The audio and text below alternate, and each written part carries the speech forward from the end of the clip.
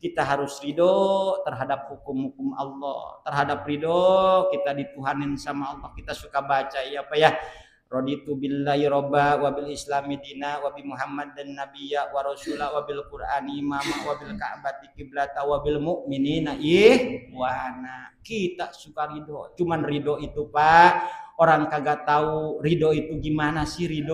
Ridho Allah subhanahu wa ta'ala, orang yang ridho sama Allah lazimau rodiya bitadbirihi, artinya orang yang sanggup diurus Allah, ridho dia diurus Allah. Kata Allah sholat ya sholat, kata Allah ngaji ya ngaji, kata Allah, itu namanya orang yang ridho diurus Allah. Banyak tempatkan badan kita ridho diurus Allah, ada yang ngurus kita, kemudian waqtarahu lahu, dan Allah ridho kita dipilihin hidup sama Allah. Tinggal di Gang Jambu kita ridho sama Allah. Punya istri si A si B, ridho saya Pak ya Allah. Dipilihin Allah, namanya ridho.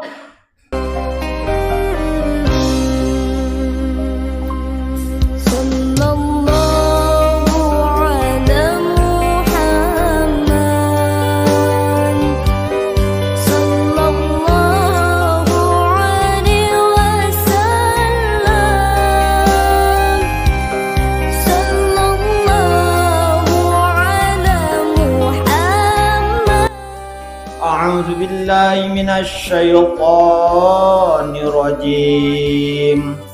Bismillahirrahmanirrahim. Innal ladzina hum min khasyati rabbihim mushfiqun wal ladzina hum bi rabbihim la yusyrikun walladzina yu'tuna ma tawwa qulubuhum wajillah annahum ila rabbihim raji'un wallahu alam bimuradi. Innal ladzina, sesungguhnya orang-orang, hum ikutawi ladzina min khasyati rabbihim, dari takut ke Tuhannya, him ing lajina ay khaufuhum, tegasna takutnya hum ing lajina minhu terhadap Allah, musyfikuna yang hati-hati semuanya, ay khaifuna tegasna takut mereka semua min ajabihi dari siksaan-siksaan Allah. Walladzina, dan orang-orang hum ikutawi lajina bi ayati rabbihim terhadap tanda-tanda Tuhannya, him ing lajina il Qur'an tegasna Qur'an, yu'minuna iku iman ya lajina, yusaddiquna tegasna membenarkan ya lajina, walladzina hum bi rabbihim la yusyrikun. Alhamdulillah, muji syukur hakikat ke Allah subhanahu wa ta'ala yang sudah memberikan nikmat sama kita, nikmat iman, nikmat Islam, nikmat sehat. Kita bisa melangkahkan kedua telapak kaki kita dari rumahnya masing-masing menuju majelis ta'lim ini. Setiap langkah Allah insya Allah tidak akan sia-sia, Allah ganti kelak di hadapan Allah dengan kebahagiaan Allah. Bapak-bapak, alhamdulillah kita muji syukur hakikat ke Allah subhanahu wa ta'ala. Kita sudah disadarkan sama Allah. Ini bersyukur orang-orang yang sadar semuanya. Ada orang yang diberikan kesadaran sama Allah subhanahu wa ta'ala, dia sudah sakit, baru diberikan kesadaran.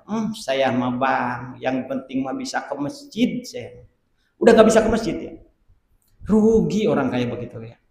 Kita diberikan kesadaran sama Allah subhanahu wa ta'ala selagi sehat, alhamdulillah. Maka kesadaran ini mahal harganya, mahal. Bersyukur, pelihara sama kita kesadaran ini. Ada orang yang tadinya pelit banget, merepet jahe pelitnya. Kemudian dia diberikan kesadaran selagi sudah bangkrut. Ya Allah, saya masal bisa sodakoh aja sodakoh. Kata dia nih, padahal sudah bangkrut. Mau ngomong apa Pak? Kayak begitu. Nah ini diberikan kesadaran ini mahal harganya. Gitu memang Firaun nggak diberikan kesadaran sama Allah. Diberikan kesadaran Firaun Pak. Ketika dia ruhnya sudah sampai tenggorokan. Udah ngap aja Firaun. Kata Firaun begini ngomongnya. Amantu ma'ama amanah Bani Israel. Percaya saya kepada Tuhannya Bani Israel. Udah tinggal tek, begitu mati dia. Tuh Fir'aun. Ya Allah. Ya. Kita bersyukur ke Allah sudah diberikan kesadaran selagi sehat. Bersyukur ke Allah Subhanahu wa taala. Ya Pak ya. Maka oleh karena itu jaga kesadaran kita terus, jangan sampai stres lagi kita Pak. Bahaya kalau sudah stres lagi. Ngaji, diajak ngaji, biasa-biasa aja, wah kesadarannya udah kurang. Melemah kesadarannya. Yang penting jaga kesadaran kita ini, yang mahal harganya ini. Bapak-bapak, ayat selanjutnya adalah ayat di mana ayat ini ada berselisih paham antara sahabat Nabi. Kata para sahabat Nabi, orang yang harus takut di ayat ini adalah orang berzina. Orang yang harus takut di ayat ini adalah orang pemabuk. Orang yang harus takut di ayat ini adalah orang pencuri, kata para sahabat. Jadi masalahlah di para kalangan para sahabat ayat ini.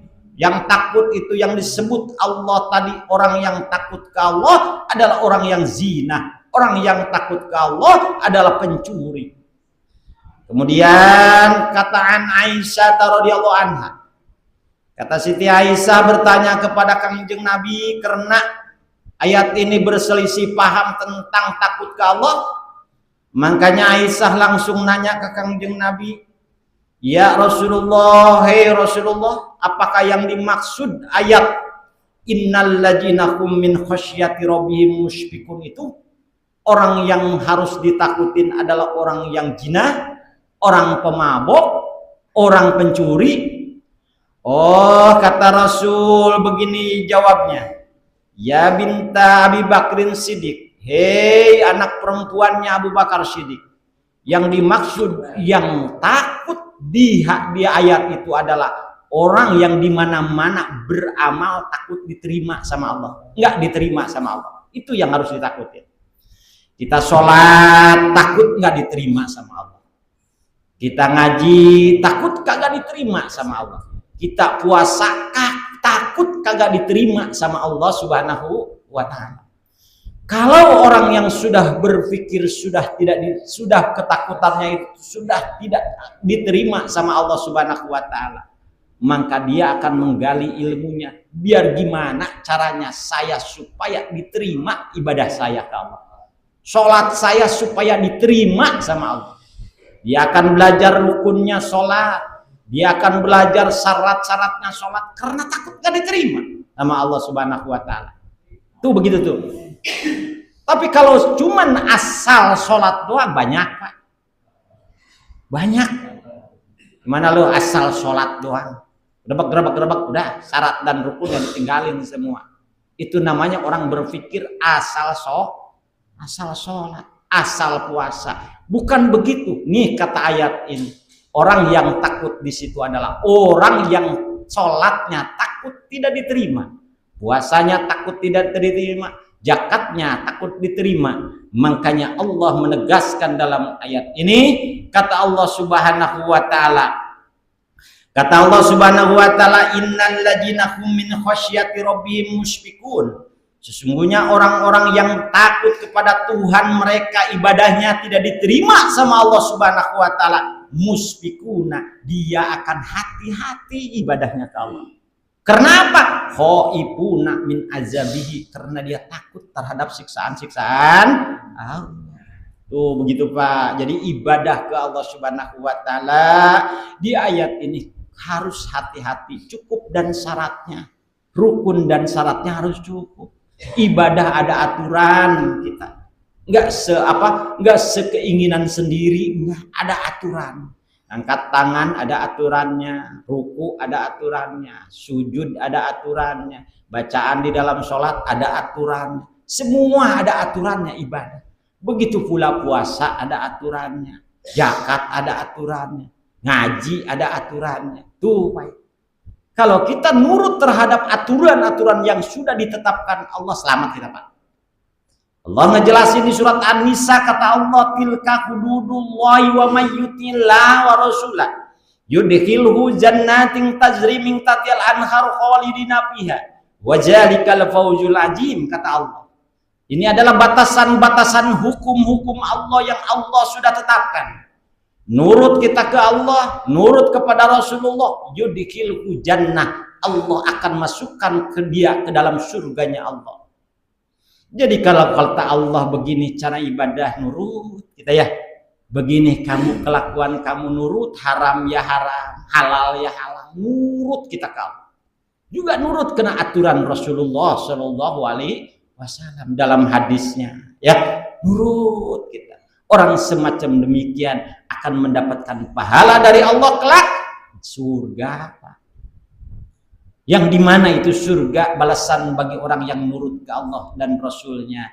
Di bawahnya itu surga mengalir mata air, sungai-sungai. Ya Allah, khalidina fiha, selama-lamanya. Tapi sebaliknya, kata Allah, wa may ya'sillaha wa rasulahu wa yata'adda hududahu yudkhilhu naran fiha walau ajabun muhin. Kata Allah Subhanahu wa taala, siapa orang yang maksiat ke Allah, melanggar aturan Allah, kata Allah haram, dia labrak terus. Dilanggar terus peraturan Allah. Dua siksaan dari Allah Subhanahu wa taala.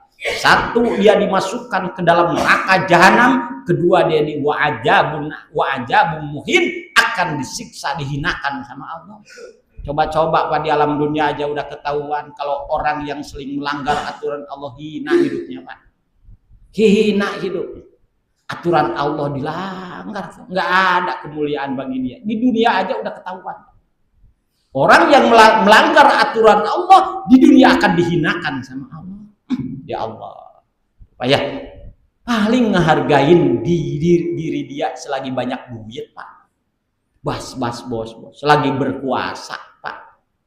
Sudah berkuasa, nggak berkuasa, nggak punya duit, dihinain Pak.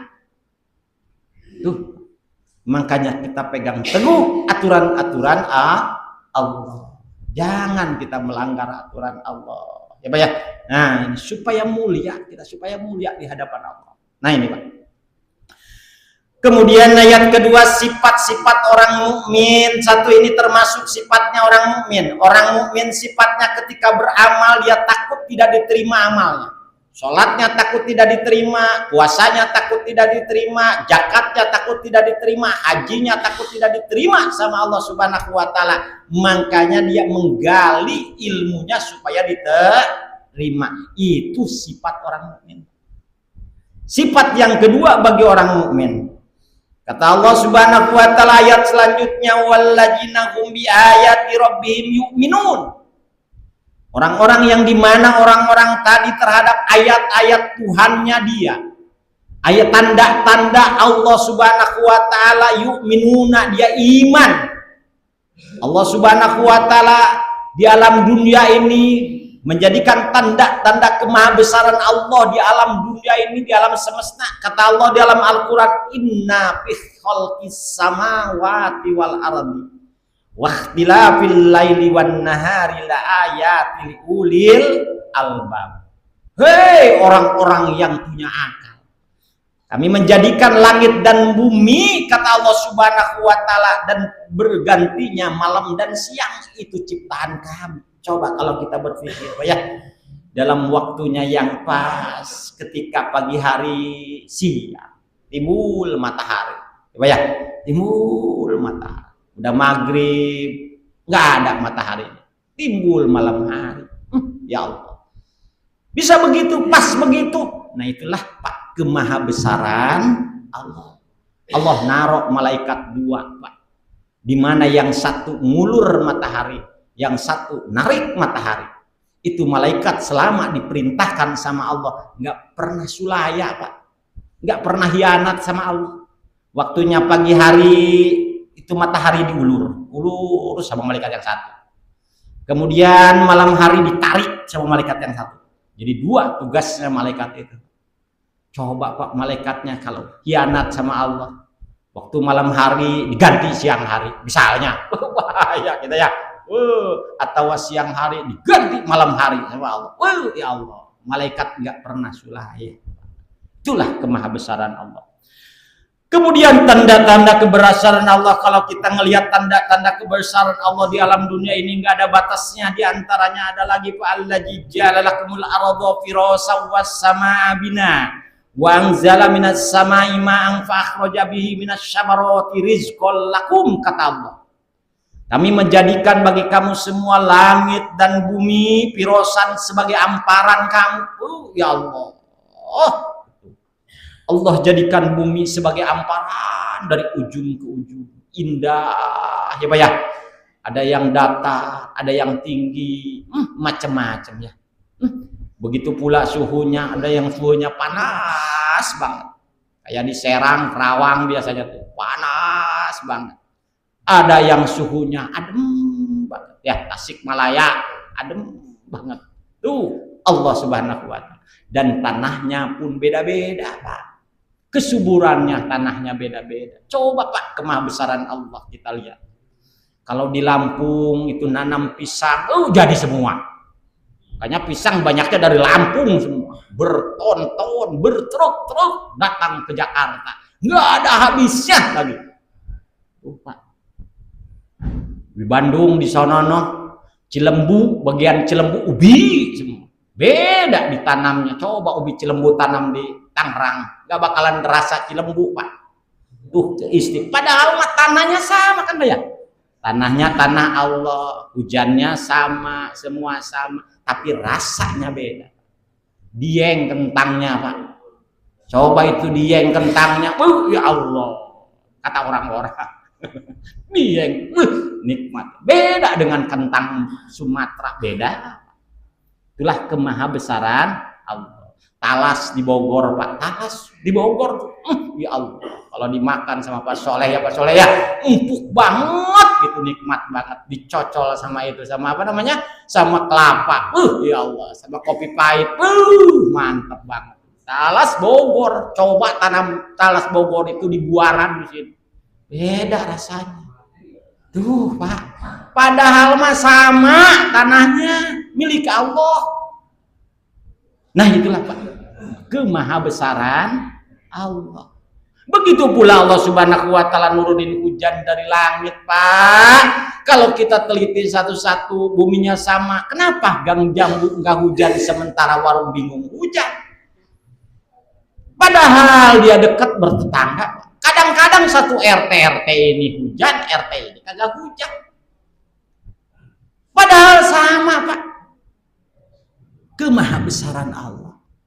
Dan tiap tetesan hujan Allah iringi dengan satu malaikat, namanya malaikat rahmat, Pak. Makanya jangan macam-macam ke hujan, Pak, tuh. Ada yang ngiringin dia malaikat rahmat. Hujan mulu atau marah malaikat rahmatnya, Pak. Itu si malaikat rahmat nanya. Ketika netesin air tuh kitab Dakwaiqul Abar nanya, "Ya Allah, ini hujan saya tetesin di mana?" Di Gang Jambu. Jadiin siksa apa jadiin rahmat? Jadiin rahmat. Gerabak hujan. Karena saat dulu ya hujan lagi. Tuh kata Allah, udah kasihin aja itu hujan. Gerobok itu hujan. Enggak berhenti. Wow, ya Allah. Oh, Mang Jamal susah ke masjid kebanjiran, Mang Jamal. Ya Allah. Kalau dibikin ajab tuh kayak begitu. Ya Allah. Padahal mah sama. Ya. Nah, kemudian dari hujan, coba berapa banyak orang yang memanfaatkan itu hujan. Tanaman pada subur semua. Ya Allah, mahal air, Pak. Di kita aja air bentar-bentar hujan. Apalagi sekarang musim kemarau ya, banyak yang sudah ngejerit. Air sumur saya mah saat ya. Ya Allah, air tuh hujan dari langit. Bahkan di Arab Saudi mah, Pak, tandanya orang kaya itu bukan orang yang banyak mobilnya, rumahnya bagus, bukan, Pak. Di Arab Saudi mah orang yang paling kaya yang di depannya itu punya tanaman. Karena nyiramnya itu mahal. Beda dengan di kita, Pak. Ya, di kita mah yang punya tanaman sama yang kaya, yang disebut kaya itu yang rumahnya agreng ya, Pak ya. Yang mobilnya bagus, yang banyak duitnya, tadi disebut orang kaya. Di Arab Saudi mah kagak begitu. Yang di rumahnya ada tanaman, apalagi banyak tanamannya, karena nyiramnya itu mahal. Tuh begitu Pak, saking pentingnya itu air Pak, air. Nah ini Pak. Wa akhraja bihi minas syamarati rizqal lakum, kata Allah. Maka keluarlah semua buah-buahan tanaman pada subur dengan adanya hujan, supaya kita berpikir ke Allah. Jadi orang sifatnya orang mukmin ketika dia ngelihat tanda-tanda kebesaran Allah, dia akan selalu percaya, iman apa yang ada di Al-Quran, percaya saya. Sekalipun bangdotan hanya sebatas nyamuk yang dijadiin sama Allah, percaya ada manfaat. Robbana ma khalaqta haja batila, tidak ada yang sia-sia dijadikan sama Allah di alam dunia Pak. Gak ada. Menurut kita itu nyamuk kagak ada gunanya. Menurut kita, ya Pak ya. Menurut Allah banyak kegunaannya. Di antara nyamuk, ada pabrik obat nyamuk Pak ya. Bisa punya karyawan, bisa menghidupkan orang lain gara-gara baygon, gara-gara obat nyamuk. Pak, ada manfaatnya? Gak ada. Yang dijadikan sama Allah tidak ada manfaatnya. Sifat yang kedua orang mukmin adalah orang yang percaya terhadap tanda-tanda kebesaran Allah di alam dunia. Lihat naik Pak, kita ilmu yakin, ke ainul yakin. Ketika kita ngelihat langit, ya Allah, ciptaan begitu besar sekali, begitu hebat sekali Engkau ya Allah. Ini langit segitu luasnya, nggak ada tiangnya ya Allah. Pokoknya setiap kita ngelihat apapun ciptaan Allah, nambah keyakinan ke Allah, itu orang tingkatannya udah lain Pak. Dan naik dia dari ilmu yakin ke ainul yakin. Makanya kita ganti Pak ya. Sekarang pulang ngaji saya pokoknya kalau lihat kemahabesaran Allah, nambah keyakinan saya supaya naik jadi ainul yakin. Ainul yakin. Ya. Ayat selanjutnya kata Allah Subhanahu wa taala di dalam sifat-sifat orang mukmin, walladzina hum bi rabbihim la yusyrikun. Walladzina, dan orang-orang tersebut terhadap Tuhan mereka la yusyrikuna, dia tidak menyekutukan. Orang sifatnya orang mukmin yang selanjutnya adalah masalah ilmu tauhid, masalah ilmu ketauhidan ke Allah Subhanahu wa taala, tidak menduakan mentigakan Allah. Kata Allah, fala taj'alu lillahi andada. Jangan kamu jadikan Allah Subhanahu wa taala andadan, Tuhan-Tuhan yang lain. Ayo diganti. Udah benar kita punya Allah. Kesusah kebingung ceritanya sama dukun. Mau gimana kayak begitu? Itu namanya andada. Kita punya ilmu sendiri, keyakinan sendiri. Allah kita mah segalanya. Yang ngasih rezeki sama si dukun, kita minta ke dukun. Jangan ngaji orang kayak begitu mah Pak.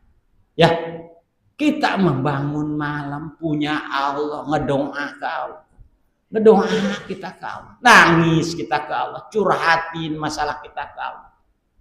Tuh begitu Pak. Sifatnya orang mukmin, dia tidak pernah menduakan Allah.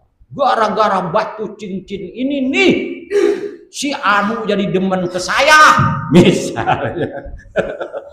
Gara-gara ini nih, waduh, ngajinya di mana itu? Di Baitul Hikam, di Aqobah. Malu gurunya Pak, malu gurunya.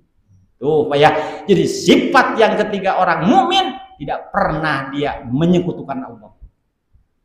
Nah sifat-sifat yang tadi Pak, sifat-sifat orang mukmin yang tadi tentunya Pak ya, yang dimana sifat-sifat orang yang sudah disebutin tadi, satu dia beramal takut dia tidak diterima amalnya, kemudian kedua percaya terhadap tanda-tanda kemahabesaran Allah, ketiga sifat orang yang mukmin tadi ilmu tauhid, ketauhidan, dia tidak pernah menjadikan Allah itu dua atau tiga. Nah ini. Kemudian sifat selanjutnya ini, walladzina yu'tuna ma atau wa qulubuhum wajillah annahum ila rabbihim rajiun. Ketika sifat itu sudah nempel Pak, walladzina yu'tuna ma atau, Dan orang-orang yang mengerjakan apa yang dia kerjakan, dan orang-orang yang memberi apa yang dia beri, wa qulubuhum wajillah annahum ila rabbihim yarji'un. Hanya semata-mata hatinya punya kesadaran, hanya semata-mata hatinya saya bakal balik ke Allah. Kalau 3 sifat tadi kita sudah pegang, ibadah takut tidak diterima, kemudian tadi percaya terhadap tanda-tanda Allah, kemudian tadi yang ketiga apa? Yang ketiga tadi tidak menyekutukan Allah. Orang tersebut ketika beramal wa qulubuhum wajillah, hatinya takut ke Allah, dan annahum ila rabbihim rajiun, dia sadar diri bakal kembali ke Allah. Ngapain saya harus banggain ini dan itu, pada akhirnya mas saya kembali ke Allah. Rajin-rajin amat sih kamu ibadah, bakal balik saya ke Allah. Bakal balik saya ke Allah. Sudah punya apa saya kelak di hadapan Allah. Nah, itu Pak, yang harus kita terus kita bimbing diri kita. Laika yusari'una fil khairi wa hum sabiqun. Orang-orang yang sifatnya seperti sifat yang sudah diceritakan tadi, orang-orang yang akan dia mempercepat atau mempercepat fil khairati, di dalam kebaikan. Pokoknya kalau urusan kebaikan dia akan disegerakan sama dia. Wahum sabikun, yang lain nama ditinggalkan. Ketika urusan Allah maduh dia paling dulu. Ketika urusan Allah madu dia semangat. Nah, akan begitu nantinya orang yang punya sifat itu. Jadi kalau sudah aja bola, misalnya ada bola aja di subuh, buru-buru ke masjid, urusan Allah. Pokoknya kalau urusan Allah tidak melihat kiri dan kanan, tetap semangat. Itu tandanya kita sudah mempunyai sifat-sifat yang 3 tadi. Tuh begitu Pak. Baik, kita yang tahu diri kita sendiri, Pak. Yang tahu diri kita sendiri. Tidak bisa diakal-akalin Islam apa. Bahkan Nabi jauh-jauh hari, Sayyidina Ali radhiyallahu anhu berkata begini dari Kangjeng Nabi Muhammad SAW, annahu qala, kata Kangjeng Nabi begini, ya'ti ala nasi zamanun, ya'ti fil mudhari. Ya'ti tandanya fil mudhari ada huruf ya-nya di depannya. Ya, tanda fil mudhari jumlahnya ada 4. Anaitu, amjah, ya, nun, ta. Kalau kalimat sudah ada huruf 4 di depannya, disebutnya fi'il mudhari. Wal mudhari tadulu ala zamanil istiqbal. Fi'il mudhari biasanya nuduhin zaman sebelumnya, bakal gitu loh mananya. Bakal datang nanti terhadap manusia satu zaman, la yabqu minal islami ila ismuhu, tidak akan tetap keislamannya, cuman tandanya doang. Ini tanda-tanda kiamat diantaranya Pak. Jadi kalau ada orang Islam cuman tandanya doang di KTP, tanda kiamat. Sholat enggak, ngaji enggak, Islam aja dia di KTP, statusnya doang Islam. Nah ini tanda-tanda kiamat. Atau orang Islam pakai atribut Islam, bahkan lebih hebat dari orang yang ngaji ke akobah. Pakaiannya pakai udang-udang, sholat enggak, segala enggak, mau gimana kayak begitu, tandanya doang dia. Tanda kiamat itu Pak. Di antaranya tanda kiamat. Kemudian wala minad dini la rasmuhu, tidak tetap di agamanya dia ila rasmuhu, kecuali dia tandanya doang. Agama mah ada dia, ngejalanin mah kagak mau. Wala minal qur'ani la darasahu, tidak akan tetap di akhir zaman nanti orang baca Quran cuman baca doang. Makanya kita bersyukur ya Pak ya, diadain ngaji tafsir, berarti kita tak pingin tahu maknanya yang ada di Al-Quran itu apa sih. Bersyukur Pak. Jadi kalau sudah begitu nanti orang nih baca Quran cuman dibaca doang, dideres aja, artinya kagak tahu, bingung. Misalnya orang wa halallahu al-bai'a wa harrama riba, dia baca ayat itu tapi dia pinjem bank emo, tapi dia pinjem rentenir. Itu ayat yang menerangkan tentang riba. Karena dia ketidaktahuan terhadap maknanya Al-Quran, kagak tahu, kagak terkesentuh. Tuh, Pak. Makanya bersyukur kita ya, bersyukur masih bisa ngaji tafsir. Kemudian tanda-tanda kiamat selanjutnya adalah yu'ammaru masajidahum wa huwa kharabun an dzikrillah. Masjid-masjid bagus semua. Sekarang buktinya Pak ya, di mana-mana masjid bagus, isinya kosong. Yang zikir ke Allahnya kagak ada. Masjid bagus, bahkan kalau nggak mampu bikin masjid itu Pak, zaman sekarang tuh nyair pinggir jalan, sair di sana sini, bukan ikan sekarang mah yang disair Pak, duit disair sekarang. Duit disair Pak. Ya Allah, pingin bikin masjid bagus, akan tetapi Pak isi nama kosong. Dulu tajub Pak, tajub isi nama penuh. Tahu tajub tuh langgar ya, langgar dari kayu, rewot siapa rewot. Kalau apalagi di telupuh tuh, telupuh dari bambu diiris-iris telupuh. Kalau kita sujud kagak pakai sejadah, nempel jidat kita kejepit bambu Pak tuh. Ibadah itu dijepitnya aja ibadah ke Allah Pak. Ya Allah, sekarang mah kagak nemu yang masjid begitu Pak. Amin. Karena keikhlasan bikin bangun masjidnya Pak, gotong royong swadaya, yang punya bambu, yang punya paku kumpul semua jadi nyatu, nggak minta kesana kemari kayak zaman sekarang ya Pak ya. Zaman sekarang mah duit apapun dibangun, pakai bangun, bahkan duit korupsi dipakai bangun masjid. Mau gimana tuh Pak? Ya Allah, makanya kurang keberkahan. Udah tanda kiamat kalau udah begitu. Kalau kita udah melihat masjid banyak di pinggir jalan, bagus-bagus isinya kosong, waduh, kita begini aja nih, waduh, tanda kiamat nih. Ya Allah, masjid segitu gedenya cuman yang apa? Yang berjamaah cuman 2 orang, yang qomat sama yang imam doang. Aduh, ya Allah, tanda kiamat. Ya Allah. Kemudian ayat selanjutnya, dikit lagi Pak ya. Kemudian ayat selanjutnya, wala nukallifu nafsan illa wus'aha waladaina kitabun yantiquna bil haqq wa hum la yuzlamun. Ayat ini adalah ayat penegasan bagi orang Quraisy maupun orang yang munafik. Kata orang Quraisy sama orang munafik begini, jadi orang Islamnya berat, jadi orang Islam. Dikit-dikit sholat, dikit-dikit sholat, dikit-dikit sholat. Kata orang Quraisy, kafir Quraisy. Begitu pula orang munafik. Kata orang munafik jadi orang Islamnya mau gimana kaya, dikit-dikit sodako, dikit-dikit sodako. Kata orang munafik begitu Pak, berat jadi orang Islam.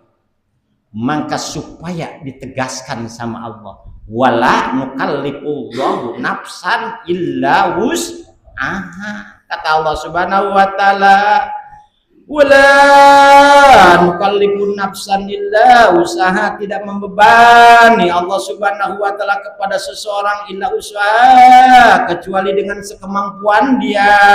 Kalau nggak bisa sholat sambil berdiri mah tuh boleh sholat sambil duduk, kan begitu Pak. Kalau nggak bisa sholat sambil duduk mah tuh boleh sambil terbaring. Kalau tidak bisa sholat sambil terbaring, sambil isyarat pakai mata dikedip-kedipin. Kalau sudah bisa nggak bisa ngedip, atuh dikuburin ujungnya itu mah. Sudah nggak bisa ngedip, pak dikuburin. Pak Soleh dikuburin. Kalau udah bisa nggak ngedip, Pak Soleh. Ya, ya Allah. Islam mengatur nggak susah. Atuh nggak bisa sodako 1 juta tuh, saya mah bisanya 100.000, silahkan. Nggak bisa 100.000, saya mah bisa sodako 10.000, silahkan. Nggak bisa 100.000 atuh, saya mah bisa sodakonya cuma 2.000, silahkan kata. Cuman jangan pura-pura tidur ketika kotak amal lewat di masjid, pura-pura tidur Jumatan. Kotak amal lewat pura-pura korokor.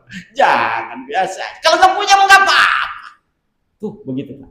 Islam ngajarin sama kita, enggak ngebebanin kita, Pak. Coba kalau dulu, Pak ya, sebelum Kangjeng Nabi ketemu Nabi Musa alaihissalam sholat 50 waktu, ya Allah, repot kita ya. Bentar-bentar sholat, kapan kelonan sama bininya kita? Pak ya, Pak ya. Atuh 50 waktu coba. Bentar-bentar sholat, 50 waktu, bayangin. Kalau tidak ketemu Nabi Musa sampai 5 waktu, itu pun buat diri kita, bukan buat Allah. Buat diri kita, ibadah kita, semuanya buat diri kita. Nggak ada buat Allah. Allahumma kita mau ibadah ya silakan kamu ibadah. Nggak ibadah ya silakan kamu nggak ibadah. Tapi awas, ada wa'ad dan wa'id Allah. Artinya ada perjanjian Allah. Wabi'an namarji'a muslimin li jananihi wabi'an nakafirin li jahannami. Tempat baliknya orang mukmin matuh ke surga, tempat baliknya orang kafir matuh ke neraka. Udah begitu aja hidup.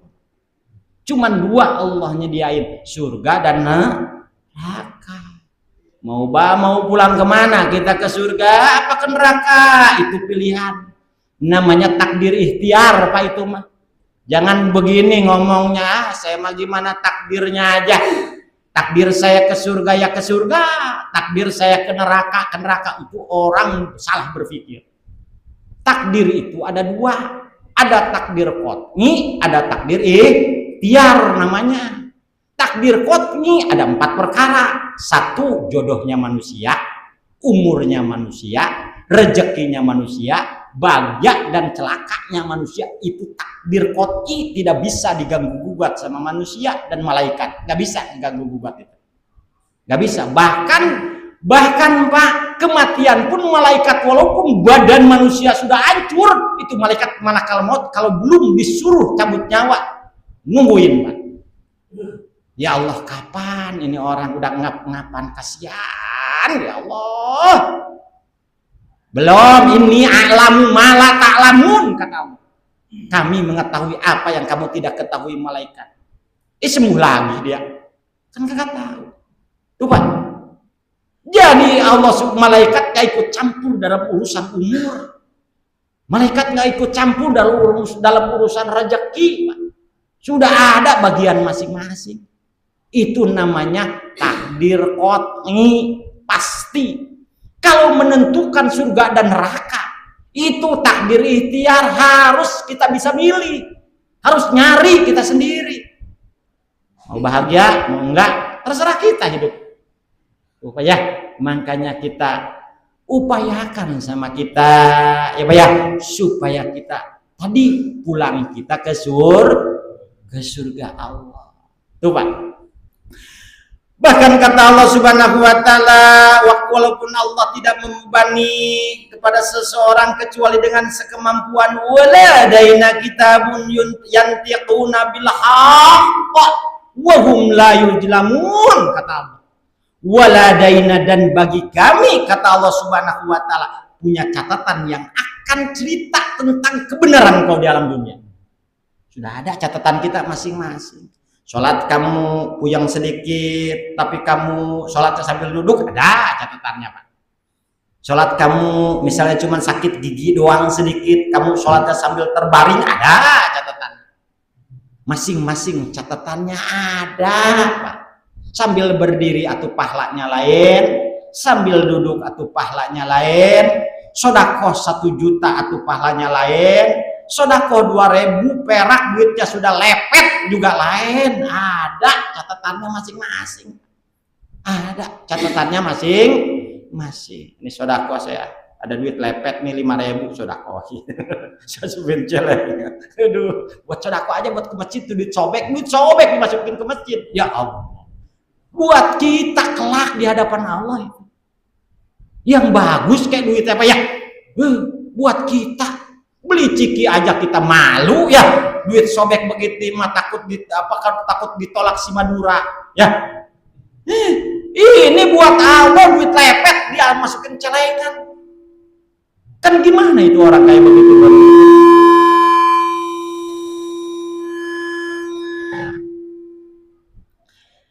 Jadi Allah Subhanahu wa taala wa hum la yujlamun, mereka tidak akan dijolimin, tidak bisa ngejolimin mereka. Pura-pura misalnya di alam dunia, pura-pura jadi muslim taat. Enggak tahunya beragajulan ini yang kita harus takutin, Pak. Yang harus kita ditakutin. Pura-pura soleh, enggak tahunya di hadapan Allah mah salah kita. Ya Allah, ya. Nah, makanya kita nggak bisa, Pak, nggak bisa ngebohongin Allah, maka nggak bisa. Dan Allah nggak bakalan jolim. Catatan yang baik pasti baik, catatan jelek pasti jelek. Catatan si A ya si A, si B ya si B. Nggak bakalan catatan Mang Bakar dikasih ke catatan si Umar, kagak bakalan, Pak. Walaupun itu nebar buku kayak semacam embun, Pak, ditebarnya. Kita di alam masar nungguin buku sup dari Allah, ditebar sama Allah kayak embun tuh. Buar kayak embun, layang itu ditangkap masing-masing, Pak. Nggak bakalan salah walaupun nebarnya kayak embun. Hak kita, buku kita buku dia nggak bakalan salah. Begitu dibuka kita catatan, nilainya 9 semua, bahagia, Pak. Bahagia, aman lah, ditimbang aman, ya Allah. Begitu pula, Pak, begitu dibuka dia catatannya merah semua, ya Allah, tuh, Pak. Mudah-mudahan Bapak-bapak bermanfaat ya. Ini waktu sudah siang, mudah-mudahan nanti kita sambung kembali. Mudah-mudahan kita bisa sadar sesadar-sadarnya kita harus ridho terhadap hukum-hukum Allah, terhadap ridho kita dituhanin sama Allah. Kita suka baca ya Pak ya, raditu billahi robba wa bil islami dina wa bi muhammadan nabiyya wa rasula wa bil qur'ani imama wa bil ka'bati qiblata wa bil mu'minina ihwana. Kita suka ridho, cuman ridho itu, Pak, orang kagak tahu ridho itu gimana sih. Ridho Allah Subhanahu wa taala, orang yang ridho sama Allah lazimau radiya bitadbirihi, artinya orang yang sanggup diurus Allah. Ridho dia diurus Allah. Kata Allah sholat ya sholat, kata Allah ngaji ya ngaji, kata Allah itu namanya orang yang ridho diurus Allah. Kayak tempatkan badan kita ridho diurus Allah. Ada yang ngurus kita, kemudian waqtarahu lahu, dan Allah ridho kita dipilihin hidup sama Allah. Tinggal di gang jambu kita ridho sama Allah. Punya istri si A si B, ridho saya Pak ya Allah. Dipilihin Allah, namanya ridho. Rezeki saya hari ini mah banyak, ridho. Itu menyebut ridhonya medok gitu, Pak. Ridho gitu ya. Besok mah ridho apa dikasih rezekinya sedikit, ridho gitu. Ada ridhonya sedikit tuh, ya. Nah, ridho kita. Nah, kemudian ya mauruqi qada'ahu, harus melewati ketetapan yang sudah ditetapkan Allah. Garis manusia kadang naik, kadang turun, ya kadang lurus, kadang ke jurang dulu. Kan begitu tuh, ada manusia tuh. Ke jurang dulu dia, play, maksiat dulu. Masuk lagi ke akobah. Ngaji lagi dia. Masih bagus, Pak. Masih tahu balik, kata Haji Agus mah itu orang. Kayak begitu masih tahu balik, dia masih bersyukur. Jadi tuh begitu. Ridho kita. Ridho banget. Ya Allah. Wa yakna mimma qasamalahu minar rizki, dan harus ridho kecil banyak yang diberikan rezeki sama Allah. Ridho. Memang rezekinya segini. Jangan melihat kita kecil dan besarnya itu rezeki, tapi kita harus melihat siapa yang ngasih kita rezeki, supaya sadar, supaya kita tawadu. Kemudian wa yudawimu ala taati wa yuhafiju, orang yang ridho itu biasanya yang membiasakan ibadah ke Allah. Itu tandanya orang yang ridho, Pak. Ridho biasa, saya ibadah ngaji biasa, mudawamah, kemudian sholat mudawamah. Nah, orang yang ridho terhadap Allah. Wa yakunu sabiron inda balai syakiron li nimahi mahabban liqaihi radiyan bihi. Makanya orang yang ridho harus sabar dia terhadap balai-balai yang Allah turunkan kepada dia, penyakit ujian. Ridho memang dari Allah. Hari ini saya harus pilek, hari ini saya harus panas dalam, itu dari Allah. Nggak ada yang bisa, Pak. Nggak ada yang bisa masukin penyakit kecuali Allah. Ngilangin penyakit Allah, masukin penyakit juga Allah. Ridho, kita harus ridho. Makanya Kangjeng Nabi ayat itu tadi Pak, kalau dibaca kata Kangjeng Nabi hina yusbihu wa hina yamsi salah samaroh rodutu billahi robba wa bil islami dina wa bi muhammadin nabiyya wa rasulah kana haqqan 'alallahi yardihi. Kalau dibaca kalimat tadi subuh 3 kali, habis maghrib, habis sholat subuh 3 kali, habis sholat maghrib 3 kali, Allah berhak memberikan keriduan kepada orang yang baca itu. Makanya orang baca kita Pak, bismillahirrahmanirrahim, bareng-bareng Pak. Bismillahirrahmanirrahim. Raditu billahi robba wa bil islami dina wa bi muhammadin nabiyya wa rasulah. Bismillahirrahmanirrahim. Raditu billahi robba wabil islami dina wabi muhammadin nabiyya wa rasulah. Bismillahirrahmanirrahim. Raditu billahi robba wabil islami dina wabi muhammadin nabiyya wa rasulah. Amalin Pak kalau pingin diridoin Allah ayat itu subuh 3 kali, habis sholat maghrib 3 kali. Mudah-mudahan ada manfaatnya. Kurang lebihnya dari saya mohon maaf. Assalamualaikum warahmatullahi wabarakatuh. Alhamdulillah wa syukurillah, bersyukur padamu ya Allah.